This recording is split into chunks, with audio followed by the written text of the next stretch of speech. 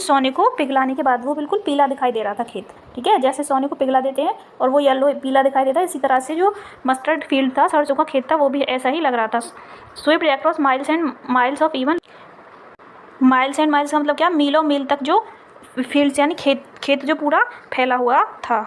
यानी इस लाइन का मतलब यह है कि जो एक वो अपने बच्चे को ये दिखा रही है कि देखो वो कितना सुंदर खेत है, जो पूरा फूलदार खेत है और जो सरसों का खेत है, ठीक है। और उसमें ऐसा दिखाई दे रहा है जैसे हम सोने को पिघलाने के बाद वो पूरा पीला दिखाई देता है, वैसे ही दिखाई दे रहा है। और पूरा खेत ऐसे लग रहा है मील तक जो बड़ा खेत है वो एक मेल्टिंग गोल्ड की तरह दिखाई दे रहा है। तो अगर यहाँ से क्वेश्चन बनेगा एग्जाम में कि जो मस्टर्ड फील्ड था वो कैसा दिखाई दे रहा था, तो आपको क्या बताना, it was looking like melting gold. ये वाली जो लाइन है आपको लिखना, it was looking like melting gold, यानी जैसे सोने को पिघलाने के बाद दिखाई देता है। इस तरह से क्वेश्चन भी बन सकते हैं एग्जाम में, इसलिए हमें चैप्टर को एक एक लाइन को डीपली पढ़ना होता है।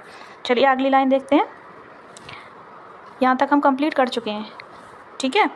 अब आ जाइए इधर। A group of dragon flies were bustling about on their gaudy purple wings.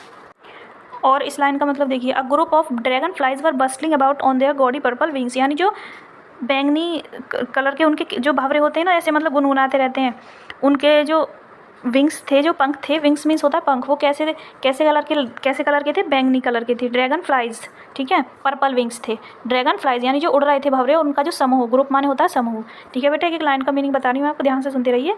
A group of dragon flies were bustling about on their gaudy purple wings, जो बैंगनी कलर के जो विंग्स थे, किसके विंग्स थे, भंवरे, जो भंवरे वहाँ पे उड़ रहे थे, ठीक है, उनका जो ग्रुप यानी जो समूह था।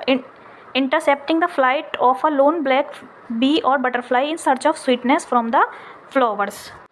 और वो क्या कर रहे थे, जो ड्रैगन थे, जो ड्रैगन उड़ रहे थे, पर्पल विंग्स थे जिनके, वो जो एक काली मधुमक्खी थी, अकेली काली मधुमक्खी थी, black bee, in search of sweetness from the flowers, जो फूलों की मिठास होती है उसकी खोज में जो घूम रही थी, उसको रोक नहीं पा रहे थे, यानी उसको रोकना चाह रहे थे वो।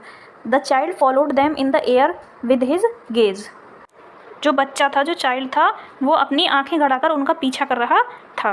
लिख रहा है ना इसमें, the child followed in the air with his gaze, जो बच्चा था वो अपनी जो आंखें थी उन्हें गड़ाकर उन्हें क्या कर रहा था, उनका पीछा कर रहा था। यानी आप ऐसा समझिए जैसे हम बचपन में खेलते थे, जब तितलियाँ उड़ती थी उनके पीछे जाते थे तितलियाँ पकड़ने के लिए, इसी तरीके से।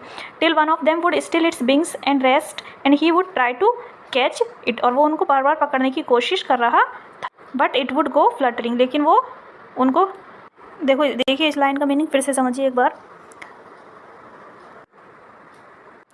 इस वाली लाइन का मीनिंग फिर से देखिए।